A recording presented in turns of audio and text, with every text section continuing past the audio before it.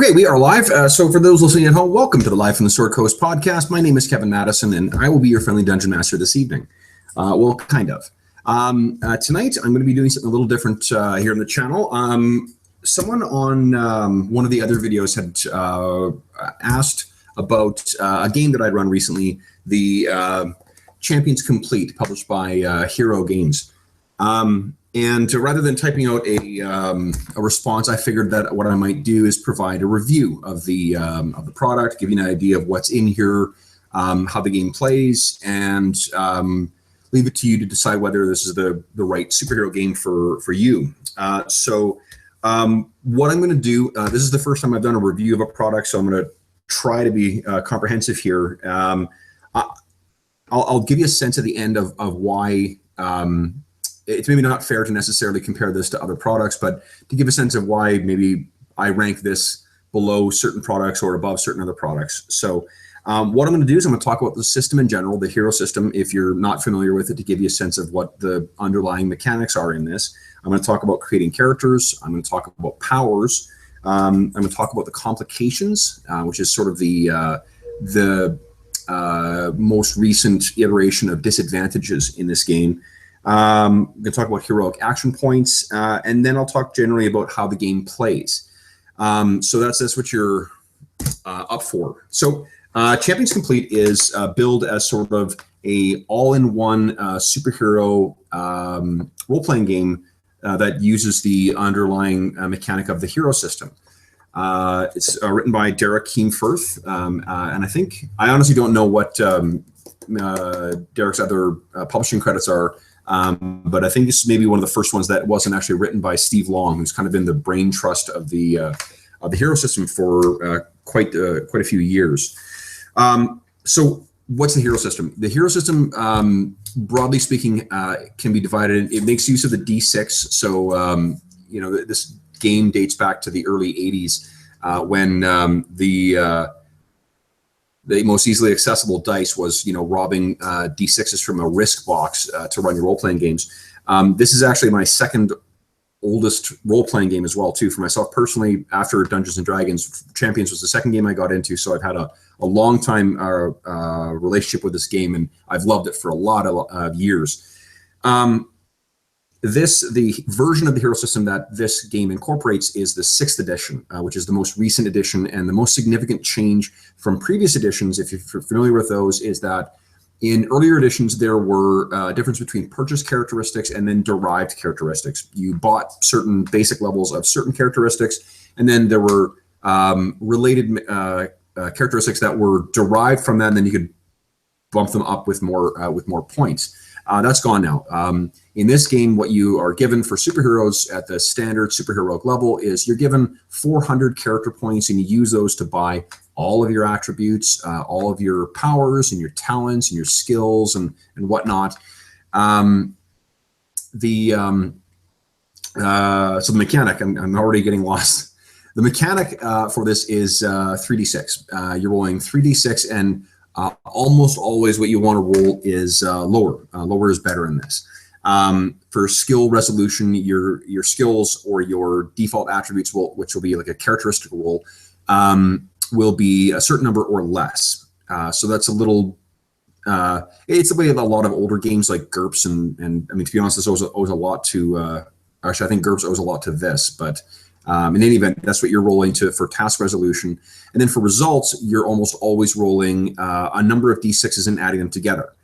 So for things like, if you're exercising your strength by punching someone, you're going to roll a number of D6s based on your strength attribute, which is usually for non-lethal attacks, 1d6 per 5 that you have in it, or for lethal attacks, 1d6 per 15.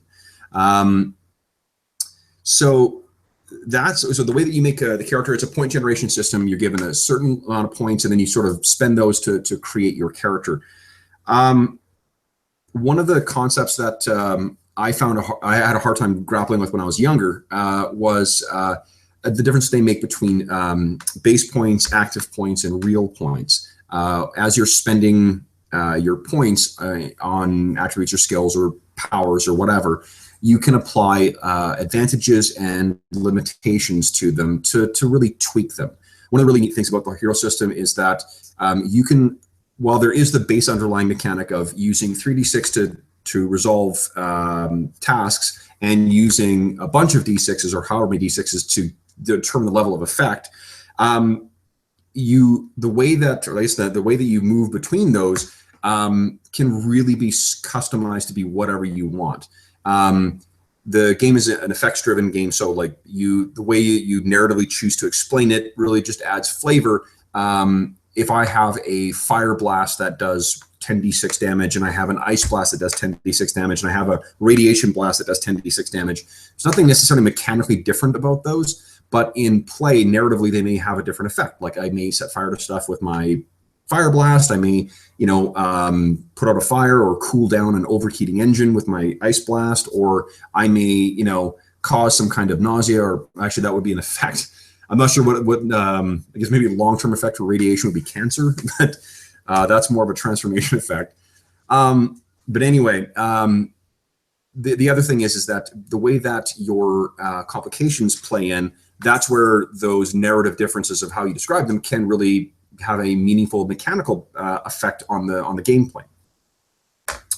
So the difference, as I said, between the real cost, that's if you do a total up of everything, take your base point cost, you multiply it by the advantage multipliers, you multiply that by your and that becomes your base cost. That's how much it starts with.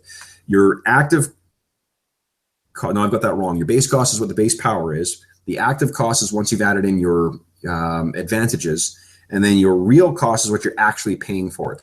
The real reason that matters is for game balance. The game incorporates, actually this system, or this version, much less so than previous versions, it incorporates kind of a point cap to moderate how powerful certain characters are.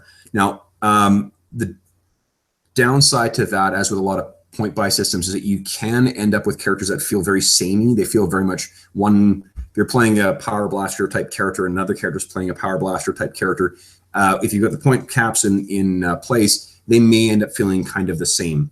I don't think that really carries over to play. It just, looking at the raw stats, they do look an awful lot alike. So the neat thing with the character creation, particularly for the hero system for a superheroes game, is that a superheroes setting is a wide open setting where you can play mutants, or you can play demigods, or you can play mechanical geniuses, or you can play people who were exposed to weird chemicals and became certain things. So, or aliens from another planet, or from a forgotten culture, or whatever. All those things are completely doable within the framework of Champions. So if you are more of a narrative and thematic kind of player, and you really just want to have a character that will play at the table like the characters from comics, you don't really need to. It's easy to put together a character like this. Super strong characters are pretty easy to put together. Super fast characters similarly too. The other neat thing is that if you are more of a mechanics nerd, there's a lot to really enjoy about this game as well. So if you want to modify the way that your say your intangibility works, I've got an intangible ability, but what I want to do is I can only trigger it, say once per round, or when I use it, it's sort of my Hail Mary. It uses up a ton of my it's exhausting for me, so it uses up a ton of my endurance. You can build the things to play exactly the way you want. If you want to have your skill based, or your power based off of a successful skill check, like you're a sorcerer who needs to cast spells, you can do that. If you want it so that it can only be used a certain amount of times per day, like archer character who's got a quiver of different arrows, that's how you do that as well. There are, similar to a lot of other more modern superhero games like Mutants and Masterminds, say, there are power frameworks as well, which, sorry, my dog's found her squeaky toy. So, honey, okay.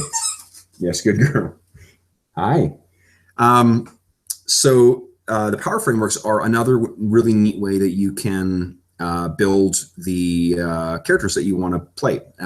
Power frameworks basically are either a bunch of different powers that can be used maybe one at a time. You think of it like there's only so amount of, a set amount of juice that can go through this certain framework, and you can put a little bit in one, a little bit in the other. Green Lantern's ring maybe is a good example of that, where it can only be used to do a certain amount of things at a given time, but you have a lot of flexibility as to how those get used. Anyone who's got a set, like one term or one sort of word or one sentence descriptor of their power that can be implemented in a bunch of different ways, is usually built as a power framework, a multi-power in Champions. So you can really make some cool flexible characters as well, like Human Torch would be built with a multi-power, or speedsters as well too, because there's a lot of neat little speed tricks you can do that that would be played that way as well, or rather built that way. The list of powers in Champions Complete 2 is pretty impressive. In an earlier version of the hero system, they had a sidekick, it was called. It was a little short book that was supposed to be like an intro to the game. And a lot of the more complex powers were left out of that. So it was cool that you could build a lot of stuff with it, but there was a lot of fairly common, just more complex powers that weren't in there. Those would be powers like transform. When you're changing something, your power is being used against another target to change them into something, like Circe's spell to change people into into animals, or to Medusa's ability to transform people into a statue. Those are in here though, which is really cool. I honestly haven't done a comparison to the 6th edition core books, which are massive books, but it really seems like there's pretty much anything you would need to create any kind of superhero in this book, which is really terrific. The downside to to this book, now they do give you some really great examples of how to build things. Like, they use serial numbers filed off in terms of the names for things. So like Captain America's shield, Spider-Man's web slinger or web shooters, Green Lantern's ring, things like that. They show you how to build those with in their little sample section. And there are a handful, I believe it's like 10 to 12 characters that are in here too, all rules appropriate or rules legal starting off characters that you can use right out of the book to get your players playing right away, and to have adversaries to throw at them right away too. And it's a pretty good variety of them too. There's a mentalist, there's a brick, like a super strong, super tough guy. There's a speedster, there's a blaster, there's a magician, there's an archer. So there's some really cool variety that they give you to start with. The Champions board as well gives you tons of examples as well of how to build, because the community for Champions has a very, very long and storied presence on the internet. The reason I mention those is because when you're making your characters, in particular the first couple of characters you'll make, you're going to probably want to look at how other people have done them. There's really no sense in no sense in trying to reinvent the wheel. So why not stand on the shoulders of giants and just take a base character that is kind of like what your concept is, and then start shifting some points around. To give you a sense of sort of what the built characters look like, and this is probably going to rob all drama from it, because it looks an awful lot like a tax return. So there's your characteristics are up here, your powers are down here, your complications, and then I believe skills are up here. No, powers are up here. Oh, and both. Forgive me. Skills are down here. So it is a pretty math-intensive game. So for all the because you have the ability to fiddle with a bunch of different dials as you're creating each of these powers, each of the frameworks and whatnot, it can be a real exercise in minutia to put a character together, which is really not for, I totally understand, is not necessarily for everyone. But if you put that work in, and get those characters together, it can be, or you use one of the pre-generated characters. The game does, like once that work is done, everything you really need to refer to is on that character sheet, which is terrific. So while there does appear to be a lot of complexity up front, it's not an insurmountable amount of complexity. And once you're past that point, it does play pretty quickly and easily. Now, getting back to power versatility, as I said, there's a massive list of powers in here. And I didn't do a page count, but I do a quick tally here. So there are approximately, so from page 42 to page 90, no, further than that, to page 125, 23 rather, are all the rules about power. Now that's about 80 pages in a 240 page book, which is a good chunk of the book that's devoted to creating the thing that you're going to really use the most in a superhero game, or care about the most in creating a superhero character, is your powers. So that's really cool. And once you get used to sort of the underlying rhythms in the game, like that 5 points in non-lethal thing gives you a 1d6 of result, and 15 points in something lethal gives you 1d6. You start seeing those patterns in everything else. There is one exception for things that target non-typical defenses. They get 1d6 per 10. So those are things like mind control or like illusion casting if you're doing it to someone's mind. Let me back up quickly and talk a little bit about so one of the other interesting things with Champions is that it models different kinds of damage and different kinds of combat in different ways as well. One of the things that a lot of other games sometimes struggle with is how to model psychic powers or like mental attack powers, or mystic kind of mind control or whatever. This game does a great job of modeling those two different things, because you have your physical attacks, which are governed by a stat called your offensive combat value and your defensive combat value. And your mental attacks are by your offensive mental combat value and your defensive mental combat value. In addition, the game models the difference between physical, like bludgeoning or cutting or physical damage, versus energy damage, which is a very comic booky kind of thing as well. So you've got, for your character, your defenses are organized between physical defenses and energy defenses. The game models a difference between non-lethal combat, which is what you see in most sort of 4-color superhero games, or comics rather, and lethal combat. So, a bullet to the head is modeled as killing damage, whereas, a punch from a super strong guy is probably going to be measured or modeled as a non-lethal. Now, you can still die from non-lethal attacks in the game. It's just that it's a lot harder to do that, and your defenses are different against those two different kinds of attacks. So those are some of the other complexities in the game. It also has a stat that models endurance. So you effectively think of like a battery that your character runs on that ticks down. Now, that adds some bookkeeping to the game, but it can make for some really fun moments in actual gameplay, where models that your characters has been in a long fight, or the whole team of characters has been in a long fight with this big bad supervillain. Everyone's on their knees, bloodied and bleeding and exhausted. And what your endurance and your stun is your non-lethal hit points effectively. Your body is your lethal hit points. Your stun and your endurance can be gained back by taking recovery actions. Which is sort of that moment in a comic book where the character grits his or her teeth, rubs the blood off their face, and then gets back up to face the villain. And I find that once everyone gets familiar with tracking endurance and whatnot, it runs no slower than any other, tactical heavy role-playing game. So as you can tell, there's a lot of complex bits to Champions to kind of wrap your head around at first. So that sometimes, in particular, when compared to less complex games that are available now, it can be off-putting.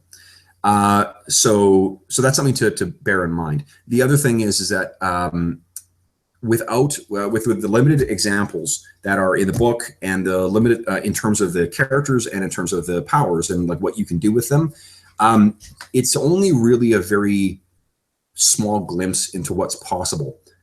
There is, if you think that this game is something you might enjoy running for your players, or you might enjoy playing in, I'd suggest also picking up a book called Champions Powers, which gives you a massive list of sample powers for different power sets. So you can look in that book. I think it's like 300 pages long, and all it is just how to build different kinds of powers in the hero system. So you want to play an ice wielding character or an ice power character, gives you a massive list of ideas for list of ideas to different powers that will model that in the, model ice powers in the champion system. So that's powers. You can build an awful lot, and that's just within this book. So there's a huge amount of versatility. There's a ton of things. There's really an infinite number of combinations of things you can build with just this book. It's really terrific in that sense. The rules, as I said, are 3d6 to resolve things. The way that time and action economy is managed in the game is through a stat called speed. And what you'll do is when you are looking to see how many times you get to act in a given turn and how many things you can do, you look at your speed and then you compare that to this. Now, this is not something you're going to be doing round to round. It's something you're going to have on your character sheet already. That is a speed chart, and it tells you on what segments in a given turn that you act. In Champions, you have there are 12 segments, and then your speed will tell you how many of those segments you get to act on. So faster characters get to just do more during a phase. And in play, it ends up being a really cool mechanic. And it's one of the, I didn't realize this until fairly recently, but it's one of the ways that without incorporating some kind of like minion or mook rule or, way of like having disposable NPCs, it makes superheroes a heck of a lot more competent and capable than the average Joe, because they get to act first, they get to act more often. And so it means that heroes really get to feel like heroes without having to incorporate some kind of unusual subset in the rules. You get to be fairly tactical, or you can be really tactical in the game. It's like there's a particular maneuver called a haymaker, which is the classic like winding up for a massive punch and then landing it on your opponent. The way that works is you actually start on your phase and it's not landed until the next one. So if you'd misjudge and the opponent actually has an action before you, they can get the heck out of the way of your attack, which is I think kind of cool. On each of those turns, you also have your actions, and there is a really neat list of maneuvers you can do as well. So like dodging or blocking or, an all-out punch or a reserve punch or whatnot. And then if you have training in martial arts, there's other ways that plays in as well. The way that combat is resolved you determine what your target number is you take your offensive combat value. And there's two ways to calculate this. I'm going to tell you the old way to do it just because I've done it for 15 or 20 years. So that's what I'm used to. You take your offensive combat value, you add that to 11, and you subtract the defensive combat value. That's the number you need to roll, that or under. Alternatively, you can take 11 and add your OCV, your offensive combat value, subtract what you roll, and that's the DCV you hit. So whatever is your pleasure. That's the second way I've said is the default way in this version. I find the other way is just easier to think through, but that's just again, I think it's because I've been familiar with the game for such a long time. Yes, you're doing math at the what this means is you're doing math each time you're doing an attack, but you're doing that in almost any role-playing game anyway. So it's not really more onerous in this than it is in other role-playing games. The neat thing with when you put all that stuff together is you've got really interesting, complex characters with very unique skill sets and powers and whatnot that you can really customize to work and play exactly the way you want. And complications, I should mention as well. Complications are effectively like story adding drawbacks. And in every previous edition of the game, the way that disadvantages worked is the way they worked in a lot of point-buy games. Is you take disadvantages, you get more points. They finally realized that everyone's just taking the same amount of disadvantages anyway. So instead of giving you points for those, they just say you have to buy X amount of disadvantages, or rather complications, which I think is like 75 in this version. And the complications are all very comic-y thematic stuff. So it's like vulnerability to certain kinds of attacks, or you got a secret identity, or you've got a dependent NPC, your reporter girlfriend or boyfriend, or your family member, or that kid down the street who keeps wanting to try and learn your secret identity or whatever. And those are there because they just they add to the story. So in older versions, what you would do is at the start of each round or each session, you'd roll dice, and if you rolled that number or less and it was triggered, that character would appear. Instead, what they've done now is just said, all right, every 2 or every 3 sessions, this will be an element that's been added. So this is a really neat way. I think it's a much better way of incorporating it, because the random stuff can really screw up the flow of an adventure. If, in particular, if a DM has something planned for it, or there's an ongoing campaign, and you guys or girls have been playing for 4 or 5 sessions, and it's all been about this one thing, and then suddenly some random element shows up, it can really derail the story. But if the DM knows ahead of time, okay, this is one of my player characters' hunters, right? So it's an enemy of yours that wants to see you imprisoned, dead, whatever, defeated, humiliated. They'll know to incorporate that into the ongoing storyline. So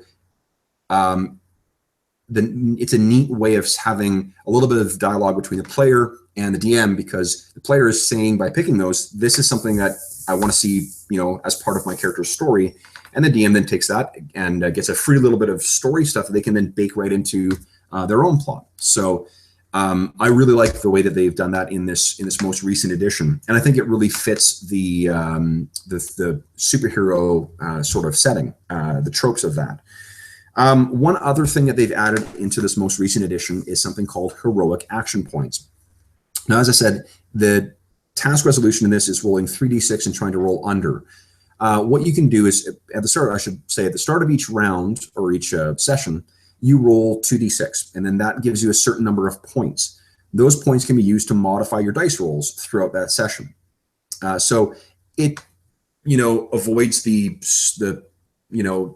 terrible dice roll after terrible dice roll after terrible dice rolls, ruining your session. You can use those, or failing at a really critical story important moment. You can use those points to modify your dice rolls, so you're not just being subject to the the whims of the dice gods. I think we've all as gamers suffered the wrath of the dice gods at one time or another. So there's not really, as the rules as written, there's nothing else you can do with the heroic action points, but it does provide some narrative control for the players, which is a really great improvement over previous editions of this game, because previously there was nothing like that. It doesn't have the flexibility of things like action points in DC Adventures or Mutants and Masterminds, or like fate points in the Star Wars role-playing games, or the fate points or feat points in the Iron Kingdoms role-playing game. But for the purpose of this review so far, I just want to talk about the rules as written. So the other neat thing is that the baseline rules for the hero system can be used to build pretty much anything else, including like vehicles or bases or whatever. And there are rules for that in here. Now, unfortunately, the rules for vehicles and bases and computers and things like that, it's really only about 4 or 5 pages. There's also rules for building weapons and stuff like that, weapons and armor. But again, they're very, very short. Now, they don't need to be particularly long, but there's really only a limited amount of samples that are given in here. So again, you've got a little bit of stuff to get yourself going, and you can work from that if you want. But for a game that that takes so much time to build things, you're probably going to want to go online, or you're going to want to pick up other source books to try and supplement that. So that's basically the rules components of the game, rather of the book. That takes up about this much of a book, that long. The rest of the book is general advice on, you know, running superhero games, building superheroes, and so forth. And one of the really good things they do in here, I'm going to make sure it's actually in this game and not in. Oh, it is good. Okay.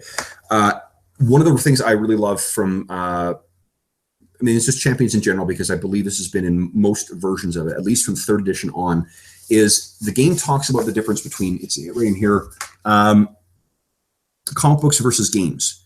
Because Champions is not a role-playing game that tries to emulate comics. It's a role-playing game where you're playing superheroes.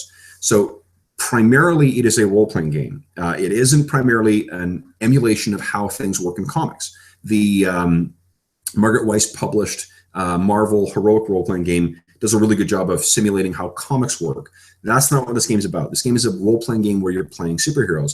And as such, there are certain things that work in comic books or are accepted tropes in comics that just don't work or translate very well into role-playing games. And they give some great advice on what, you know, what those things are and how to work around them or how to modify them to make them work for your game. So there's some really good DMing advice in here as well. And then it closes out with a bunch of examples of the heroes that I mentioned earlier. Some sample martial arts styles that'll give you different maneuvers, so you can, you know, do interesting and different things in your combat. Some sample vehicles, about a page worth. Sample weapons, about 2 pages worth. There's a little shout out for other things you can do with the hero system, because the hero system presents itself as a multi-genre kind of setting, and to a degree that's true. I think there are certain settings it doesn't do particularly well, like horror. Horror is not, I don't think, the hero system's strong suit, but it does handle almost anything else quite well. And that's kind of what you want from a superhero game, because, you know, if you're playing a team of superheroes like the event, which are going to be sort of like a, you know, AirSats Avengers or AirSats Justice League or whatever, you want to be able to throw them into whatever circumstance. They can go to the Old West in one thing, and they can go to the far future, or they can go into space, or they can go under, you know, the water to Atlantis, or they can, you know, fight robots or fight aliens or whatever.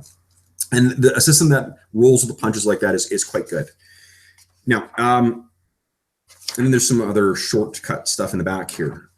So that's sort of what's in this game. There's a phenomenal amount of material that's in here that is quite useful to get you going. It's got a terrific glossary. That's one thing that the hero system, while there is an awful lot of meat to chew as you go through this, the glossary is amazing. It's like 5 pages long. No, 4 pages long? 4 pages. 1, 2, 3, 4. 4 pages long. But you can find almost anything you need to look up on a quick at the table kind of need quite quickly. So that's really good. Now, what does it play like? So one of the things, and I'm stealing something that I had read from someone else online, and if I could remember who the heck had said it, I would give you credit for it. So forgive me for not passing this where it's due. But one of the ways that this game significantly differs from, say, Mutants and Masterminds 3rd edition or DC Adventures, which is, from what I understand, the kind of leading superhero game right now. One of the ways it differs is that to improvise at the table with your powers is a little trickier in that you really kind of need DM Fiat. The DM needs to approve your use of that. They have mechanics built into this edition where you can take a powers skill, which is what you would use to try and get use your powers to do something that you haven't done before, which using your super speed to put out a fire, run around really fast and put out a fire. If you don't have that on your character sheet, it's not something you can really do. You can try and stunt it using that power thing, but there's not really any baked in rules for how to do that. That's one of the things you can do quite easily in DC Adventures or Mutants and Masterminds 3rd edition. You toss a action point away, you stunt a power, and there you go. That it's not that it's hard to do that in the system. Once you get familiar with it, it's easy to look how many points are spent and figure out what this comparable effect is. But that does require a lot of familiarity by the DM on how to implement that as a power. and it's not written in the rules. So what you're doing is spending a lot of time at the front picking all the neat little kind of options for your character, but you're not getting a chance to really improvise those at the table as easily. You can, like, this isn't to say that you can't do that. And when I run champions, I mean, I allow players to do that, because one of the cool things with playing a superhero game is that you want your players to improvise. In particular, if they've got fairly broadly descriptive power sets, like the player who brings the cosmic powers, character to the table, or the manipulating time and space character, or the manipulating their physical body. There's a lot of different neat things that you can do with that sometimes only become apparent in the middle of play. So that's one thing where this kind of falls down. You can, when the rules as written, it's kind of tricky to implement that. So that's, that's not, that's a bit of a minus as compared to other systems. The other thing is that you kind of end up, when you build your character, you really do want to kind of focus them into being, at least at first, sort of really good at one type of thing, like physical attacks or energy attacks or stealth and or mental attacks or whatever, or martial arts. By doing that, what you end up doing is you end up with a kind of a rock, paper, scissors type situation where certain characters are really effective against other types of characters. Like typically bricks, the super strong guys or girls, they are going to be really durable to physical or energy attacks, but they're generally going to have an Achilles heel in terms of mental attacks, because you only have so many points to go around, and those points need to be spent to build the toughy kind of guy or girl. And on the other hand, mentalists generally are pusses when it comes to physical damage. So if you can tag them, they go down real quick. Similarly with speedsters. Speedsters, they're kind of like glass cannons. They can dish out a lot of damage. They really can't take it all that well. And similarly with energy maybe are cutting a swath through people at range, and the characters who don't have range attacks are going to suffer. The game does give good advice to try and build that cohesive, well-rounded characters. So you're not just playing a single shot, glass cannon character who can really only do one thing well. But inevitably, you're only going to, because of the limits on your points, you're going to kind of have a bit of the rock, paper, scissors type situation where when a fight breaks out, your team is probably going to want to figure out quickly, like, crap, I don't want to fight the mentalist if I'm the brick, so someone else fight them and I'll go after the big tough guy or whatever. Now that is very superhero-y. There's a terrific old issue of Excalibur where Captain Britain is fighting the Juggernaut, and it goes on forever, and he just cannot bring this guy down. And then suddenly at the end of the comic, Rachel Gray, the Phoenix, shows up and one-shots him down. So it's really appropriate for the source material, but I've had at least one player who has just felt that it creates a bit of a metagame to the tactical combat, because the combat in this is really tactical. That can either be terrifically, it can be terrific for your group if that's what you really love. You get to use battle boards. You get to use, you're moving around, and with the way we've played champions, we use Roll20, so it's super easy to set up really interesting looking maps and slap a grid over it and get some really great tactical combats. But that becomes very board gamey, and for people who are more inclined towards narrative games like Masks or to a lesser extent DC Adventures at least does not, or Mutants Masterminds Third doesn't use any battle boards or whatnot, because the characters are often moving so quickly. So it's all theater of the mind stuff. That can be off-putting. You can run champions in a theater of the mind kind of way as well, but you're losing out a bit on some of the tactical interesting elements in the game, like knockback. This game has baked-in rules for knockback, which is one of the coolest and most superheroic things in super strong slugfests. We have two massive titans who can lift tanks and twist cars around bow ties. When they get involved in fights, they're going flying left and right and whatnot. So that's really cool. And as I said, like, once you get familiar with the system, it does become fairly easy to improvise, but there is a pretty steep learning curve for that. or at least I think there is. I'm familiar with the game, and I've been playing it for so long that I recognize that I see it through nostalgic glasses. So how easy it is for me, I'm not sure it is for other. It's not like it's a hard game to figure out. Once you recognize those, 5 points for 1d6, 10 points for 1d6, 15 points for 1d6, it becomes really easy to figure that out. But it's a little, it takes a bit to learn that. The other thing is it's not a terrific, unless you have books for with or either books or a source of other easily accessible superheroes, like or rather supervillains. You can spend a lot of time building the adversaries for your players. They do publish there's a trilogy of books for this most recent edition called Enemies.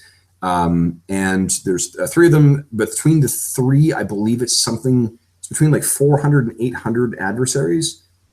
Probably 400 is closer to the right. I should have taken them out. But even if you don't use those adversaries as written, like if you're playing in the Marvel universe, the DC universe, or the Image universe, or the Dark Horse, superheroic universe, or Hellboy, you can reskin those things quite easily. It's super easy to do because, again, it's an effects-driven thing. So really, who cares if you're saying that the character that was built as a werewolf is instead a knife-wielding, whatever.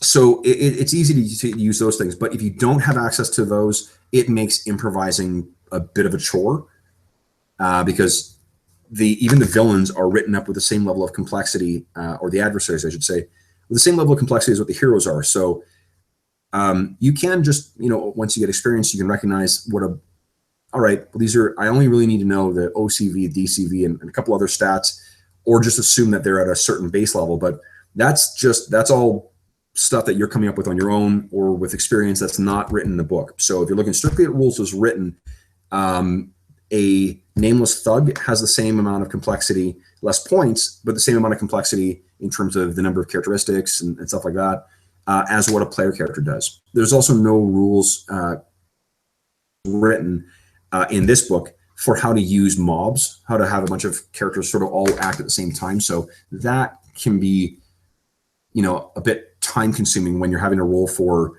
their players are fighting off against 10 thugs.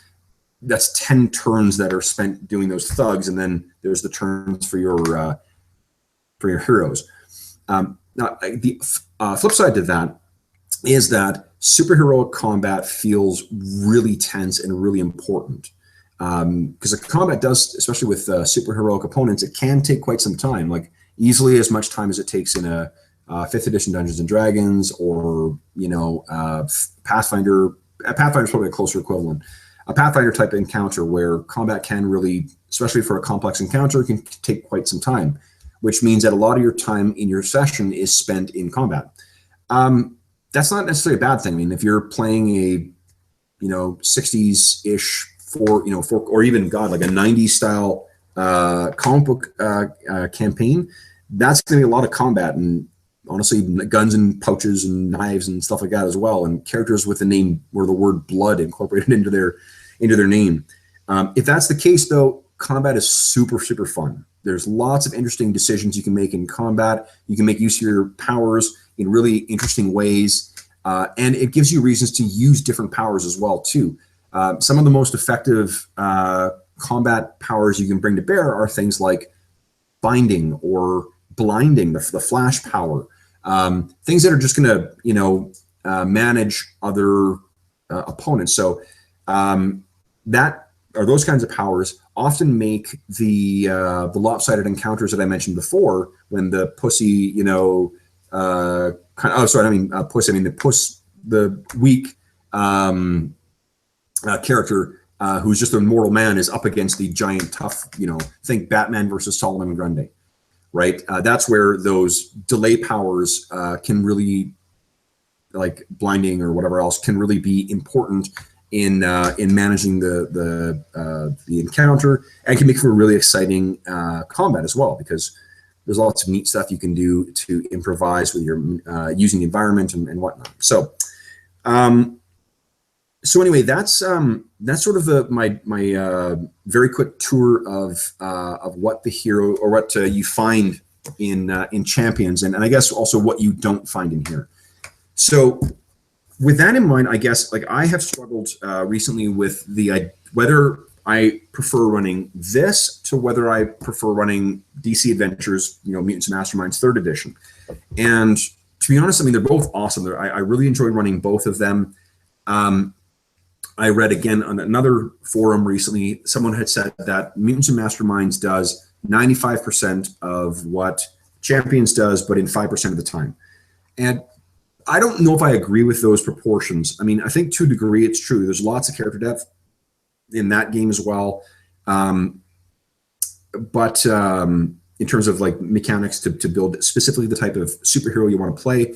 But there are some aspects of this game that I think are just different, that aren't replicated, that I'd say a closer 60-40 is maybe an appropriate sort of comparison. Maybe 70-30. DC Adventures there's a lot of very similar things you can do that are in this game as well. But yeah, it really is its own thing. Now, who this might appeal to, I think that if you are a player or a DM who enjoys, say, the mechanical depth to Pathfinder versus the narrative drive of D&D 5th edition, this may be a superior game for you and your players over DC Adventures or Mutants and Masterminds 3rd edition. It's also a lot cheaper, I think. What's the $40 US? So I have no idea. I'm Canadian, so I don't know what that how that compares to the other books. I actually should have looked to see what the other ones were. If on the other hand you want a more narrative game, you want something like, if you want this game to be more about the story and the characters and whatnot, Masks is a really cool narrative-driven game that recently came out, where you're playing teen superheroes. It hand waves almost all the rules. There's honestly not really much in the way of mechanics to dive into in that game in terms of the powers. It's all narrative stuff, but and I haven't run it, so I can't speak to how it plays at the table, but there's a lot of people who seem to be happy with that. So if that is more what you're looking for in a superhero role-playing game, that's probably a better choice than Champions.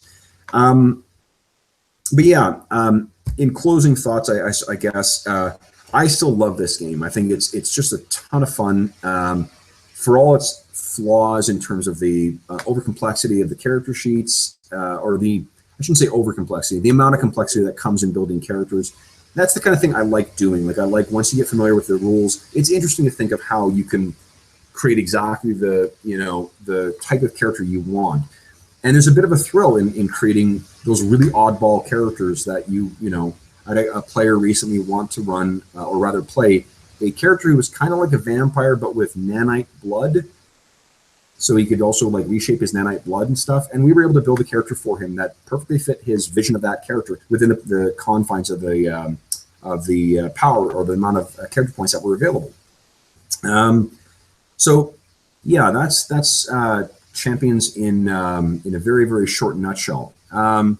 If you have any questions or comments about this review or about the game in general that I haven't addressed here, please ask the questions in the comments below, and I'll be happy to try and answer those. Otherwise, thanks very much for listening, and I hope you've enjoyed.